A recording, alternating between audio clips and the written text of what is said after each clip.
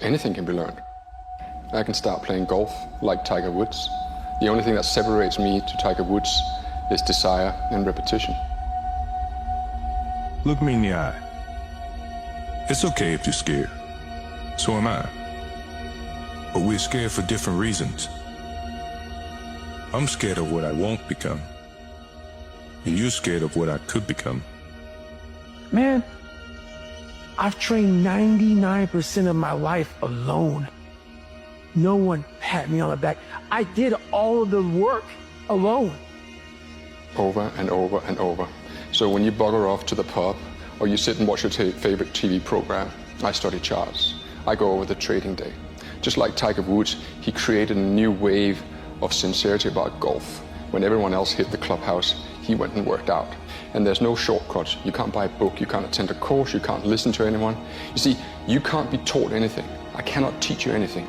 You have to decide to teach yourself.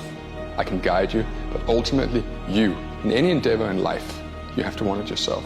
And that's what separates the 99% with the 1%, the ones that truly dream and dare and go for their goals and their vision. I won't let myself end where I started. I won't let myself finish where I began. I know what is within me, even if you can't see it yet. Look me in the eyes. I have something more important than courage. I have patience. I will become what I know I am. We don't rise to the standards we have when others are watching. We fall to the standards we have when no one is watching. The only work that really matters is the work that no one sees. It shows you who you really are rather than who you say you are. I ran today, I went to the gym today, I did this and this today, I studied today. I have about 8 hours off. And those 8 hours are glorious to me. And every day you go back out and you start earning that. And every day you wake up, it sucks. And when it's over, you feel better. It sucks, you feel better.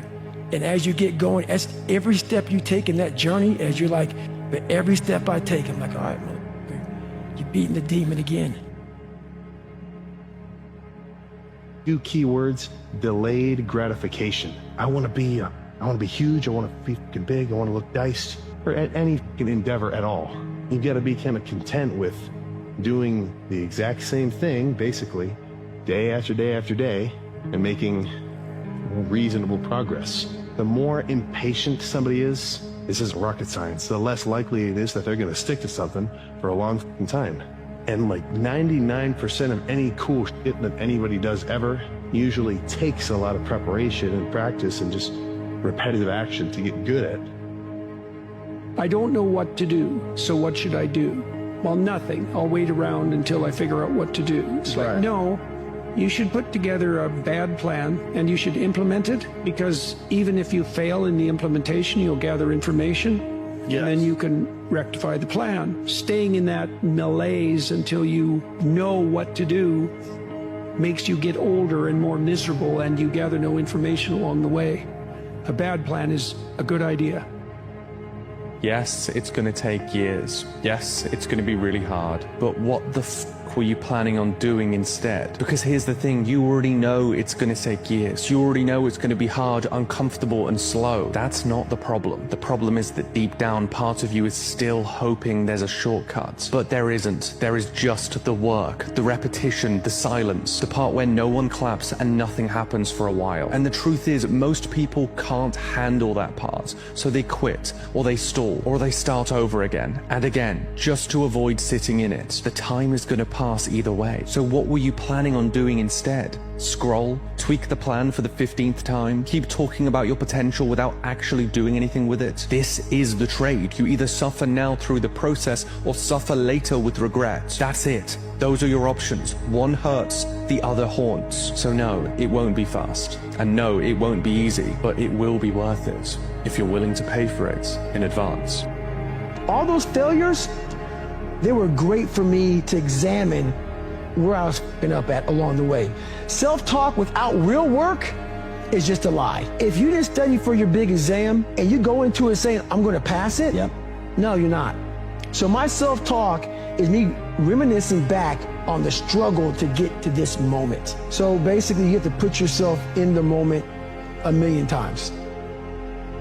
Here's how to achieve anything you want in life. A clear vision, daily learning, daily building, persistence, and iteration. Those need to be the highest priority in your life. But most people don't know what they want because they haven't reflected on what they don't want for multiple years. And most people don't learn because true learning is very painful. It's not about memorization or grades. Most people don't build, they dabble, they try things over and over again only to get that small spurt of dopamine when they make initial progress, but when that flatlines, they quit. And last, most people don't improve when they fail. They get discouraged and lose the internal mental battle between their lower self and their higher self. Don't be most people. Do you run away from something? Do you run towards something? Failure is a compelling protagonist towards achieving your goals. So use failure. Be scared, be very scared of failure, and you will succeed. The most successful minds in the world, they are profoundly scared of going bust, and they work double hard. There is no magic pill. The only way you do that is through sheer grit and determination. If there's one message I want you to walk away with today, it's this. Your purpose does not have to be your job. Your purpose does not have to be big. Your purpose does not have to make you money. Your purpose does not have to make you famous. Your purpose can be something you do on the weekends. Your purpose can be something you do in the evenings. Your purpose is something no one can take away from you.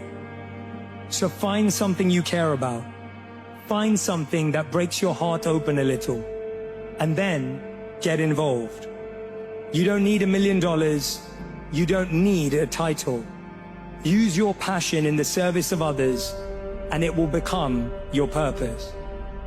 The most important conversation you'll ever have is the one you have with yourself. You wake up with it, you walk around with it, eventually you'll act on it.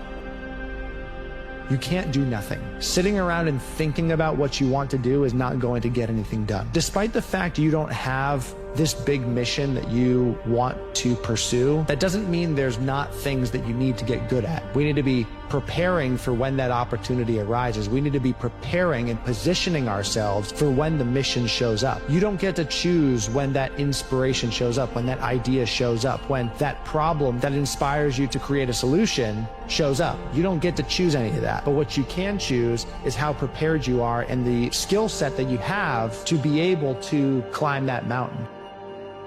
Life is continued work. It's constant learning. I don't even, we should constantly be working, maybe not physically working, but we could be spiritually, emotionally working toward bettering ourselves and bettering the lives of others around us.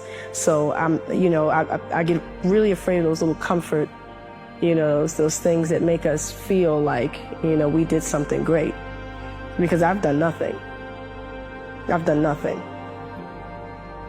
Me and other me holding the whip behind me to see how much I can take.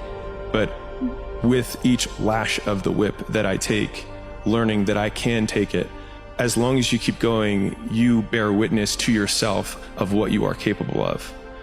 And I find that incredibly satisfying in the trenches of misery when you have to go through it. But everything is your fault. Everything is your fault comes back to like you are the CEO of your life. If a business succeeds, whose fault is it? The person who orchestrated, I was like, the CEO. He said, if a business fails, whose fault is it? And I said, the CEO. He said, Rob, if you get to the end of your life and it's not what you wanted it to be, and you didn't create the life that you wanted to, make the money that you wanted to, have the success, the love, the happiness, travel the places that you wanted to, whose fault would it be? And I said, it'd be my fault. And he said, if you did create the life that you wanted to, you had the love, the happiness, the abundance, everything that you wanted, whose fault would that be? And I said, it'd be my fault. And he said, the problem with you is you're treating this life as if you're the victim.